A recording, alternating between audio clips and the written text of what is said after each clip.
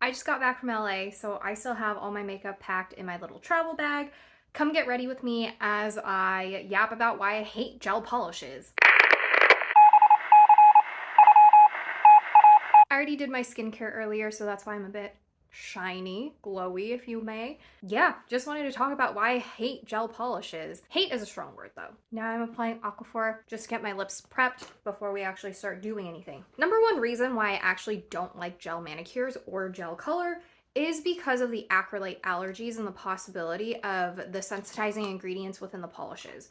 The main reason for the acrylate allergy that I'm concerned about is there's a lot of medical stuff. There's a lot of medical polymers within dentistry where once you have an acrylate allergy, you have to be extremely careful about the ingredients that the dentists use or medical professionals use that could cause you to have an allergic reaction. And allergic reactions can be extremely serious. That's what causes anaphylactic shock, which basically means your entire body shuts down. You could stop breathing. You could literally die from an allergy. I don't know of a specific instance where an acrylate allergy has caused a death, but I'm sure something like that has happened. Allergies can lead to death. Anyways, all that's to say with acrylate allergies, it's really concerning because now you get into a state where you don't know if you're going to be totally safe getting a medical procedure done, and sometimes your medical professionals will have to take a risk in helping you, getting you treated because you have that allergy. I'm going in with the Saem Cover Perfection Pot Concealer that has 3 different colors on here, taking the green one and dabbing it on the little areas where I need coverage and color correction. I actually don't use foundation. Taking a little bit of the peach color under my eyes. And even in gel polishes where they specifically say that there's no HEMA ingredients or anything along those lines, other ingredients in gel polishes are still sensitizing. So even if you're getting a formula that doesn't have the like extremely sensitizing ingredients, there are other ingredients in there that could still cause you to have an allergic reaction. And I'm just not willing to take that risk to have a gel polish manicure or some type of gel on my nails just because it lasts a little bit longer than other polishes that are out on the market. Next reason, and this is not as well studied of a reason as the acrylate allergy, but the possible risk of skin cancer and aging skin. So we know that the lamps that are being used use UV lights, and I've read articles where people suggest wearing those like protective hand mitts as you're getting your actual manicures done to prevent overexposure. Though there was another YouTuber that did a video, and she's like a PhD, a chemistry PhD, where she explains that there isn't as much of a risk as I think the fear-mongering leads you to believe.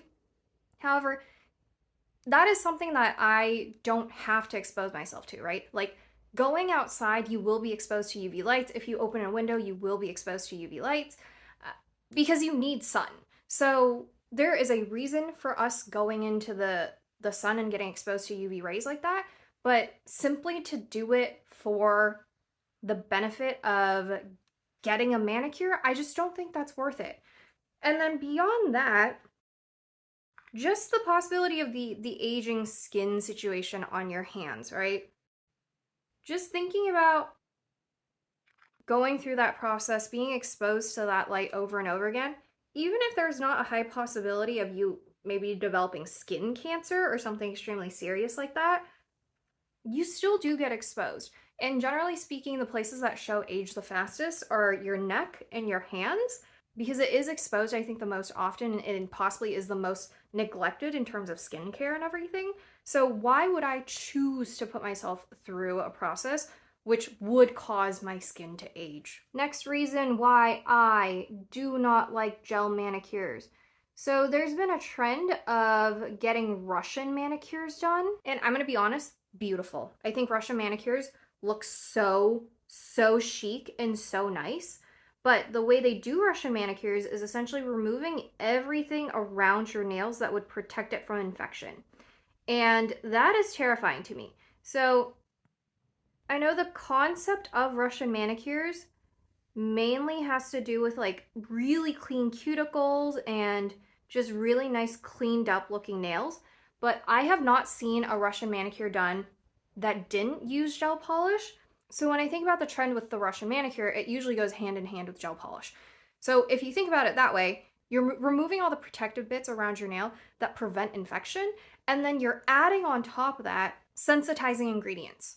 So when you have an opening within the places that are trying to protect your nail and you introduce sensitizing ingredients into that, you have a higher chance of becoming allergic eventually. With the acrylate allergy from your gel polishes, generally speaking, it doesn't just happen because you did gel polish once.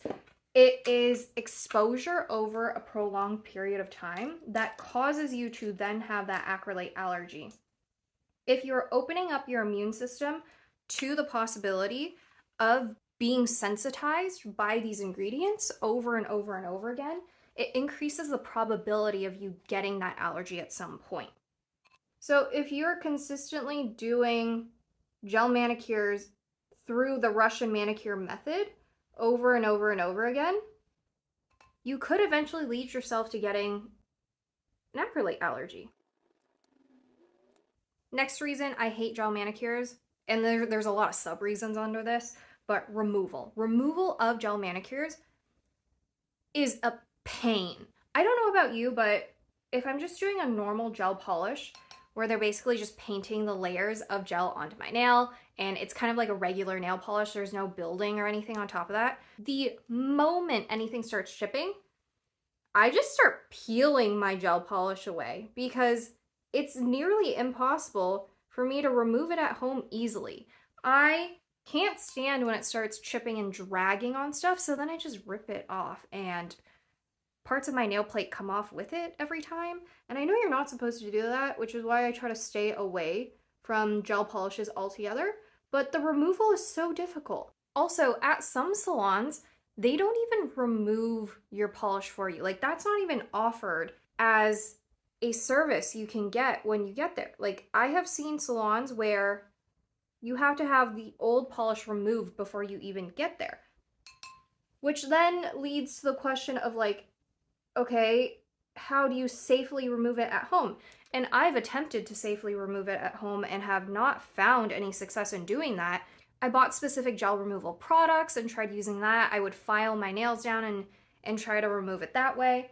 Either way though, I have not been able to safely remove gel polish at home because I don't want to have to get an electric file so that I can actually file it down, because then you get into even more issues of now you have to learn how to use an electric file safely and not file into your nail plate, right? Like, these are all professional level tools that you need to be trained on how to use properly and safely.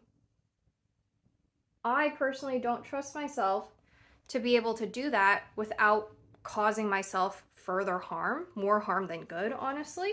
And speaking of the nail file, even if I were to be able to file it off by myself at home, the dust that it causes, I would have to keep buying equipment to make sure that dust doesn't go everywhere.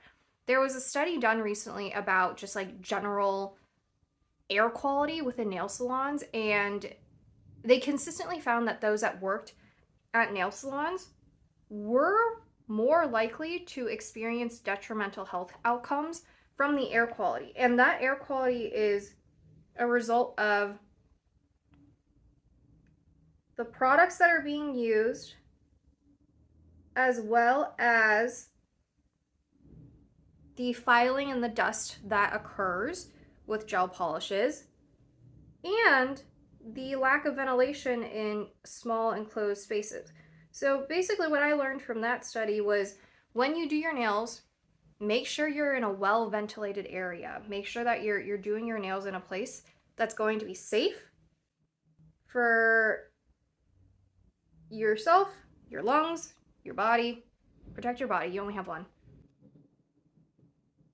And on top of that, if the ingredients can be sensitizing just on your nails alone, imagine what they'll do when the dust gets into your lungs. I know it's not like a one-to-one, but the ingredients are still in there. I know with the gel allergy, usually the concern is when it's uncured. So when it hasn't been cured in the light, that's when it's like the most dangerous and it can cause the allergies. But again, I mean, like, the stuff doesn't just go away. And now you're breathing it in. And then generally speaking, every time I remove gel polish, my poor nails are in such terrible condition. Again, because there isn't really a safe, easy way for me to do it at home.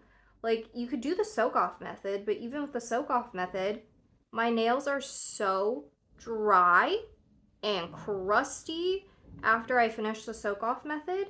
And that is, I think, the most gentle way to be able to do it. And I know people say, like, you're supposed to soak it off and it will kind of come off by itself after a while. I have literally spent like 30-40 minutes at a time soaking off gel polish before, and it still will not come off, because what you actually have to do is be able to file it down to a pretty thin layer before you soak it off. And then when you soak it off, it does that really satisfying peel off. But I just have normal nail files at home. Like, I do not have a drill bit, a nail file, an electric nail file that I can use to get it down to a really, really thin layer. I can only do it by hand. So when I remove my gel polish, my nails are thin, in terrible condition, crusty, dusty, overall just in worse shape than when I had originally applied the gel polish. So, I mean, like, I get to have really pretty nails for 2 weeks or however long the gel manicure lasts for. And then after that, I have to deal with the outcomes of it for like months. I have to deal with the consequences of the removal. And like, yeah, I could go get it removed at a salon, and that is definitely something I should have done. But for all the folks that are doing gel polish at home now, like, if they're doing gel polish at home, it would not make sense for them to go to a salon to get it removed. And can we also take a moment to talk about the cost of these nails now? So I have seen some nails, specifically like celebrity nails, right? That'll cost thousands of dollars a set. Thousands of dollars. I understand that there's art to it, and I understand that these are also people that should make a living. So I'm not saying that you shouldn't charge for what you're worth, but this is definitely a luxury for most people, right? And that's on the high end. That is literally if you're working with a celebrity nail artist and you're spending a ton of money on that.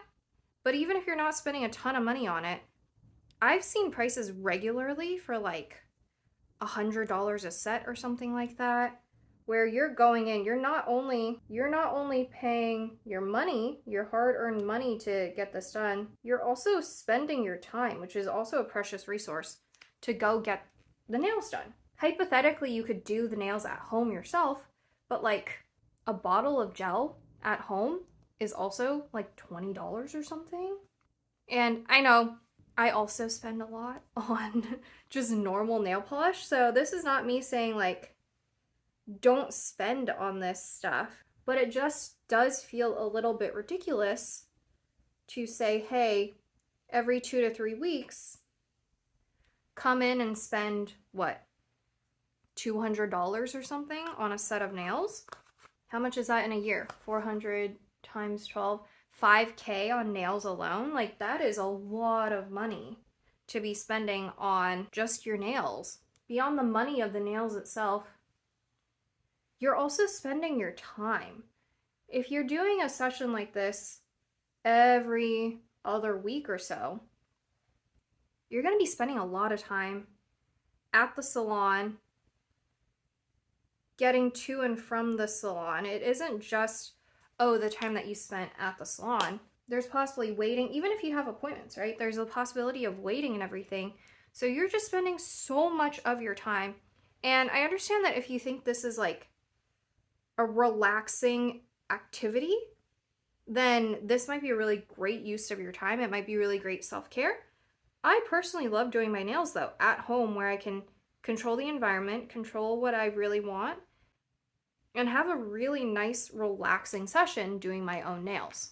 Those hours really do add up when you think of it, because if one appointment takes you 2 hours in the chair, it takes you 2 hours in the chair, it takes you 30 minutes to and from, maybe another 30 minutes of waiting. That's like 3 hours every other week for your entire life. And that's also not including like how much time it would take if you needed to get all the stuff removed before you got a new set, right? So there's a lot of assumptions in place of how much time it would actually take. However, it just feels like it's a lot of time, a lot of effort, a lot of cost, and most importantly, just like the medical issues associated with all of it. Thanks for listening to me yap about why I hate gel polishes. That's not to say I won't ever get gel ever again, but on a regular basis, I don't think doing gel manicures is really the safest option to go. If the point of it is just for you to enjoy having pretty nails and being able to have different polishes on your nails, I would go a completely different route. Thanks, bye!